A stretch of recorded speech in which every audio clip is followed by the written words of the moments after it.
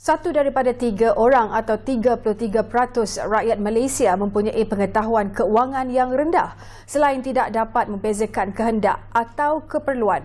Pengurusan keuangan yang lemah ini juga boleh memberi impak kepada kesejahteraan ekonomi diri dan keluarga.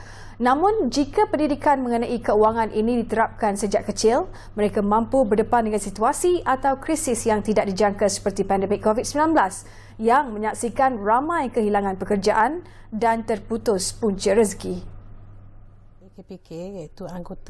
Ketua Jabatan Pendidikan Kewangan, Agensi Kaunseling dan Pengurusan Kredit AKPK, Nur Akmal Yaakob berkata, dalam persekitaran semasa ini, tidak terlewat untuk seseorang itu mendapatkan pendidikan pengurusan kewangan.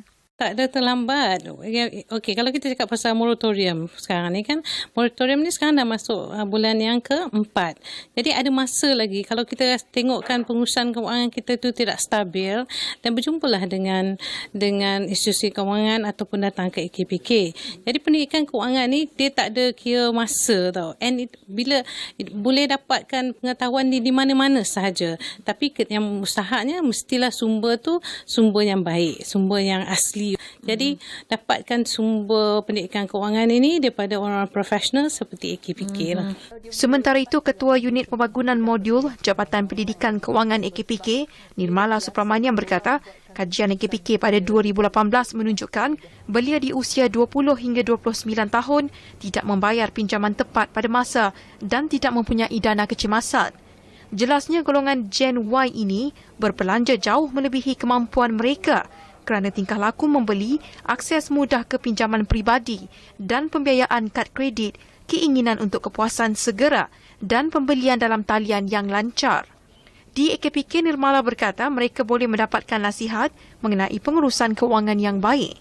Kami bimbang akan efek yang itu. Mungkin sekarang dia takkan rasa efek dia sebab dia seorang, dia kalau apa-apa pun boleh buat lagi dan sebagainya. Tapi kami risau efek tu akan dibawa ke masa depan dan susah masa tu untuk untuk memperbaiki, pulih balik. So jadi kami sangat pentinglah bagi mereka ni lebih awal dia mula, lebih senanglah hidup dia. So kami mulakan apa matlamat anda, macam mana nak capai dari segi kewangan, nak bebas kewangan. So sebenarnya lebih awal dia mulakan, ramai yang boleh capai. So kami selalu akan kongsi testimoni mereka yang dah berjaya. Nur Akmal dan Nirmala ditemu bual eksklusif selepas menjadi panel program Ruang Bicara bertajuk Jaringan Pendidikan Kewangan FEN Bijak Wang Demi Esok, terbitan Bernama TV pada Khamis. AKPK menawarkan khidmat secara percuma tanpa ejen atau orang tengah. Menerusi prinsip AKPK juga, pengguna dapat menguruskan masalah keuangan dengan lebih baik tanpa perlu risau nama disinalai hitam selain bebas dari pemiutang. Pada masa sama, agensi itu turut giat meneruskan usaha mendidik pelanggan mereka melalui 3 tonggak utama, iaitu secara dalam talian di AKPK FE Portal, laman sosial rasmi AKPK dan sesi webinar untuk organisasi. Bagi mereka yang ragu-ragu dan ingin bertanya lanjut, boleh layari www.akpk.org.my atau hubungi hotline AKPK di 03 2616 7766.